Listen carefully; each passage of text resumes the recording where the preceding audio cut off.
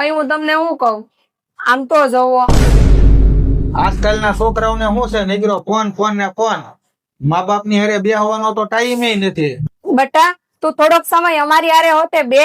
આખો દિવસ તું નીકળો ફોન જ જોયા કરે છો. મમ્મી બસ 5 મિનિટ, હું થોડી બિઝી છું. બેન તો શું કરશો? અરે ભાઈ તું ઘડીક બોલમાં, હું ગેમ રમું છું. તને ખબર છે આપણે નાના હતા ત્યારે મમ્મી પપ્પા આપણી હાટુ આખી આખી રાત જાગતા ઈ? ભાઈ પણ હવે સમય બદલાઈ ગયો છે. સમય બદલાઈ ગયો છે બેટા, પણ મા બાપ નો પ્રેમ ક્યારેય બદલાતો નથી. અમારે વધારે કઈ નથી જોતું બેટા, થોડોક સમય અને પ્રેમ અમને આપો.